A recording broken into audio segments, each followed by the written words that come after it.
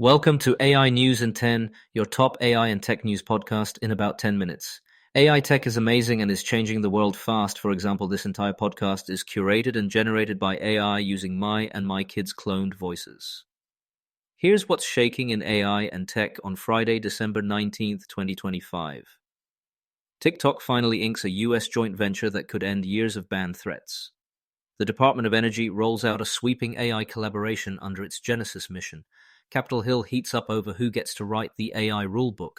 Australia backs away from a training data carve-out, and Micron's blockbuster earnings remind everyone the memory squeeze isn't going away anytime soon. Let's dive in, but first let's hear a word from our sponsors.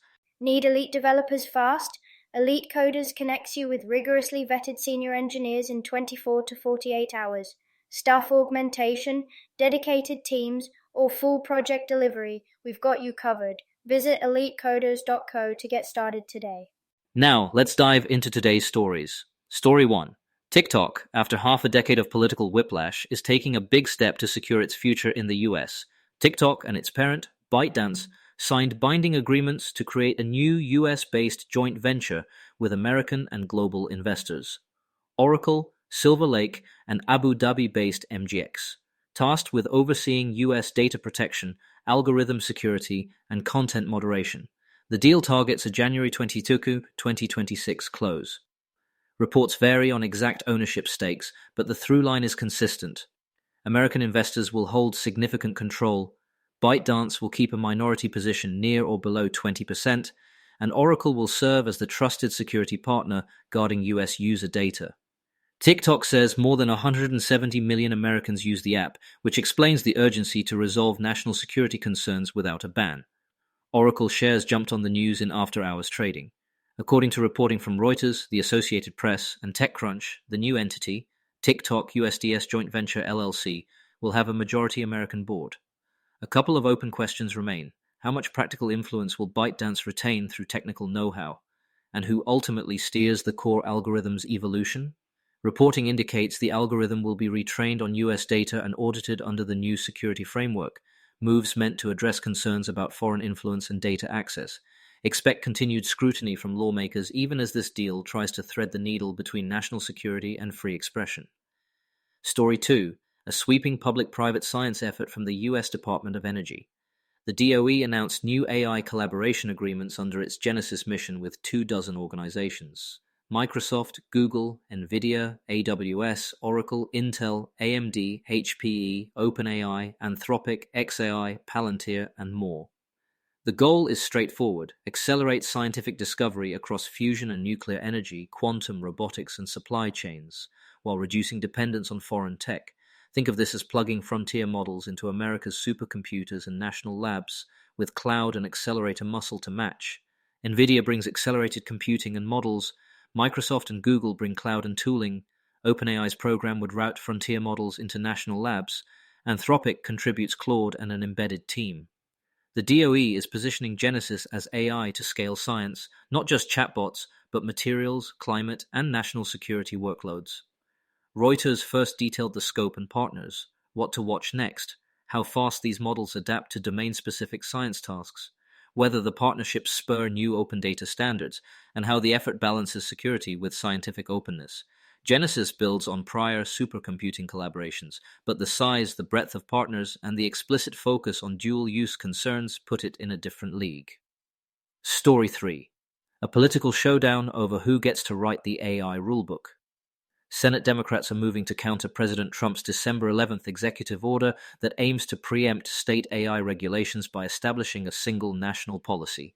Senator Ed Markey unveiled the States' Right to Regulate AI Act, which would block federal funding to implement the order and defend state authority to set their own guardrails. Senator Brian Schatz is coordinating a companion effort in the House with Representative Don Beyer. Axios notes these bills face long odds, but they mark a serious pushback against federal preemption.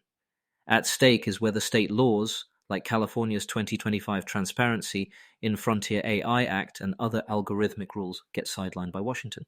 For context, the White House order argues that a patchwork of 50 different regimes would burden innovation and interstate commerce, and that some state rules risk imposing ideological biases or extraterritorial controls. The administration wants a minimally burdensome national standard. The response from Democrats suggests Congress will be the arena for this fight in 2026, with the courts likely weighing in on the scope of federal preemption. Before we continue, here's a quick message from our sponsors. This episode is brought to you by Family GPT, the AI chat platform actually designed for kids. If your children are curious about ChatGPT, but you're worried about what they might see, Family GPT gives you full parental controls, content filtering, and the ability to align responses with your family's values. Whether Christian, Muslim, Jewish, secular, and many more. Monitor every conversation, set usage limits, and let your kids explore AI safely. No ads, no data selling, complete privacy. Sign up free at familygpt.chat. That's FAMILYGPT.chat.